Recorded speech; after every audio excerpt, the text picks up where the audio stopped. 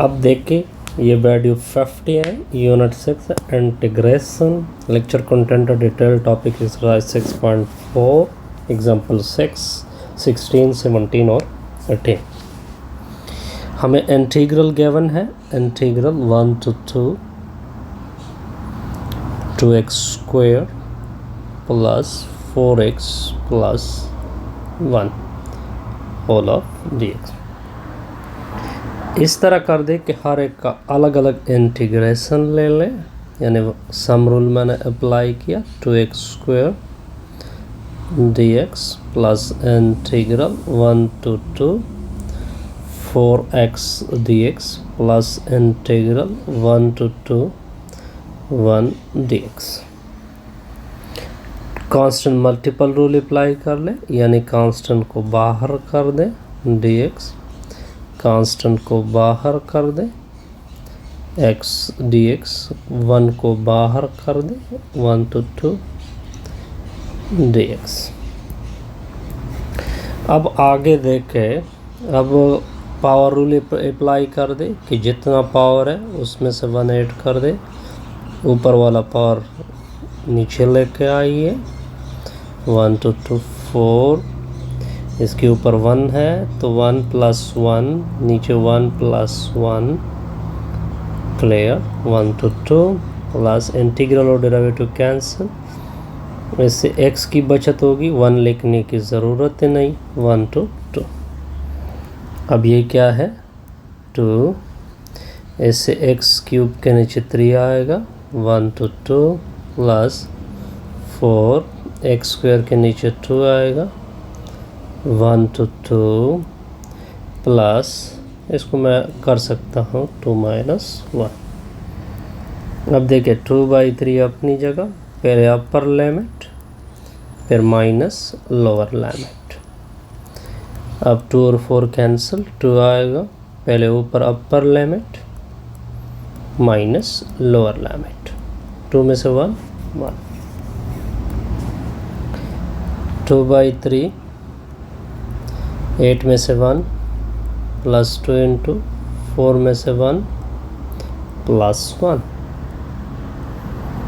2/3 7, 2 into 3 plus 1, ऐसे आएगा 14 के नीचे 3 प्लस 6 प्लस 1, हर एक के नीचे 1 लिख दे, क्या एलसीएम ले ले 3, 14 प्लस 18 प्लस 1, ऊपर से आएगा 35, नीचे क्या आएगा 3। कोई डिफ़िकल्टी, कोई कंफ्यूजन नहीं, ना कोई डिफ़िकल्टी है ना कोई कंफ्यूजन है। अब इसी में से सेकंड पार्ट आएगा बी पार्ट। क्या है B part? Integral 1 to 2 2x square plus 4x plus 1 dx equal to 1 to 2 4y square plus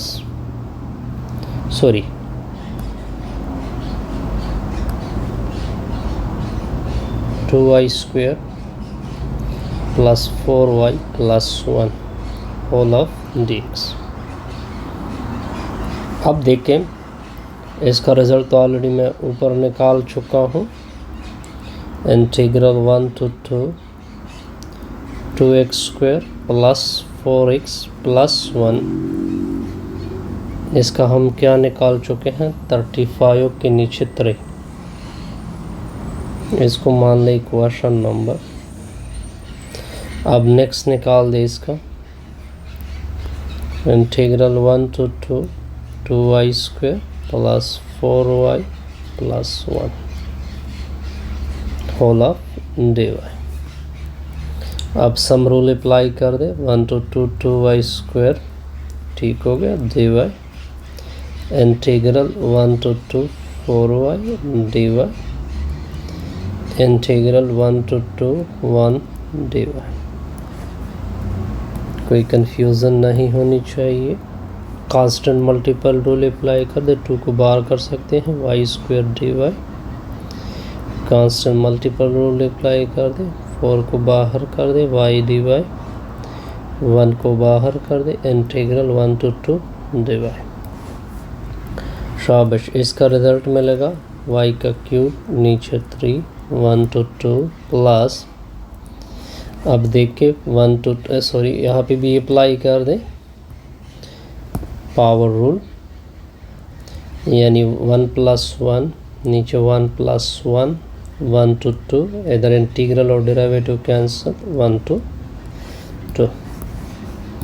अब देखिए क्या रिजल्ट होगा, 2/3, पहले अपर लिमिट पुट कर दे माइनस फिर लोअर लिमिट, 4 के नीचे 2, पहले अपर लिमिट पुट कर दे, पहले अपर लिमिट पुट कर दे शाबाश, 2 का स्क्वायर माइनस 1 का स्क्वायर, 2 में से 1 सब्ट्रैक्ट होगा, 2/3, 8 में से 1 आएगा, ठीक हो गया, प्लस 4/2 से 2 आएगा, 4 में से 1 सब्ट्रैक्ट होगा, प्लस 1 होगा, 2/3, इससे 7 आएगा, इससे 6 आएगा, उससे 1 आएगा। अब देखिए ये वो कैलकुलेशन है जो ऊपर कर चुके हैं, इससे हमने क्या निकाला था, 35 के नीचे 3, इसको मतलब है integral 1 to 2 2y² plus 4y plus 1 equal to 35 के नीचे 3, इक्वेशन नंबर 2। हेंस अब आप फिक्रा यूज़ करोगे, 100 बस हेंस फ्रॉम 1 into 1 और 2 से में वी गेट, हम लिख सकते हैं integral 1 to 2 2x² plus 4y plus 1 whole 4x plus dx equal आ गया 1 to 2 2y² plus 4y plus 1 whole देगा। कोई कंफ्यूजन, कोई डिफ़िकल्टी नहीं, यहाँ तक ये एग्ज़ाम्पल क्लियर हो गया। अब आते हैं एग्ज़ाम्पल नंबर 7, ये इसका एक और सी पार्ट भी रहता है।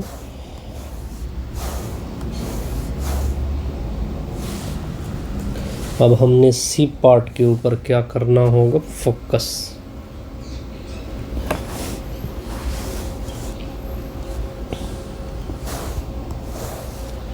सी पार्ट क्या कहता है, integral 0 to 2 x² plus 1 whole of क्या है, dx है।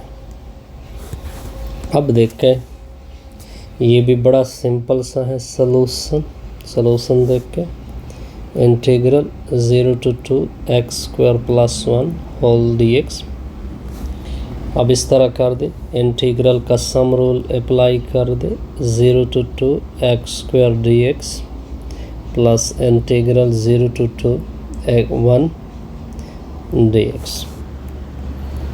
2 + 1 नीचे 2 + 1 0 to 2, इसे आएगा x 0 to 2 1/3, इस तरह अप्लाई कर दे, 2 का क्यूब माइनस 0 का क्यूब प्लस 2 में से 0। क्या कैलकुलेशन है, 1/3, 8 में से 0 प्लस 2, 8 के नीचे 3 प्लस 2, ऐसे आएगा 8 के नीचे 3 प्लस 2 के नीचे 1, 3 LCM होगा, 8 + 6 आएगा, क्या रिजल्ट आएगा, 14 के नीचे 3। कोई डिफ़िकल्टी, कोई कन्फ्यूज़न बिल्कुल भी नहीं। अब आते हैं 5 नंबर डी के ऊपर। इसी क्वेश्चन को मैं एक और तरीके से भी कर सकता हूँ। इंटीग्रल कहते हैं इसको 0 to 2 x² plus 1 whole dx। इसका हमें पता नहीं कि क्या, इससे भी 14 पॉइंट क्या आना चाहिए, 3 आना चाहिए, लेकिन एक और तरीका यूज़ करते हैं, प्रॉपर्टी को यूज़ करके। अब देखिए, सबसे पहले इंटीग्रल हम कर सकते हैं 0 से 1 तक जाइए, x² + 1 होल dx, फिर 1 से लेकर अपने लास्ट लिमिट 2 तक जाओ, x² + 1 होल dx। अब देखिए ये 0 to 2 हो जाएगा, x² + 1 dx होगा। अब देखिए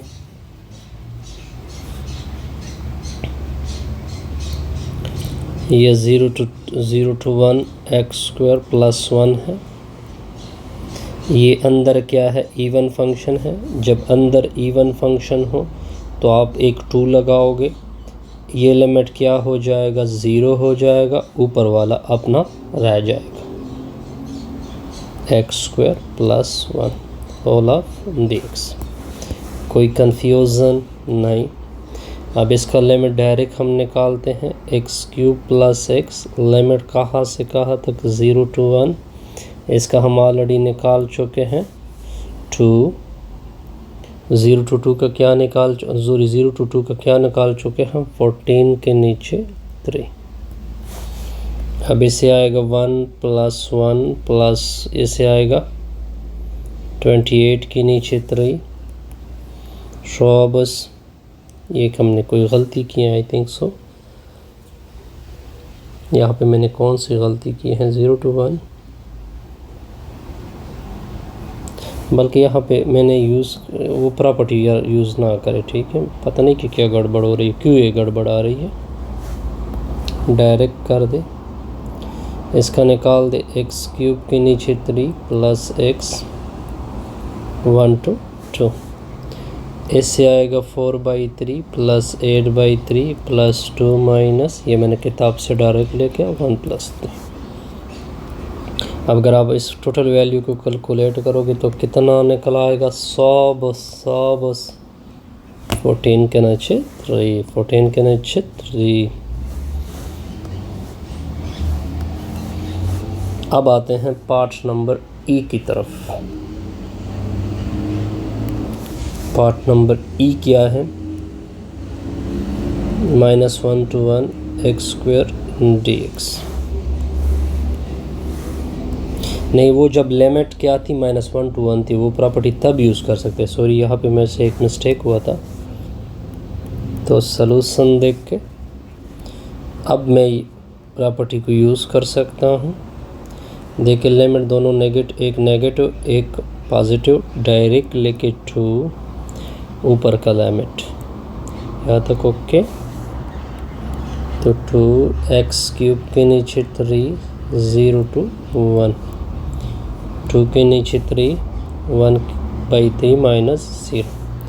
इससे डायरेक्ट क्या निकल आएगा, 2/3। इससे हमारी ये वीडियो, अच्छा इसमें से मैं, क्योंकि वीडियो थोड़ी लेंथी बनेगी, तो मैं इस तरह करता हूँ कि ये एग्ज़ाम्पल मिटा देता हूँ। 16 और 17 इसके लिए दूसरा वीडियो बनाते हैं, ठीक है। वीडियो 50 है।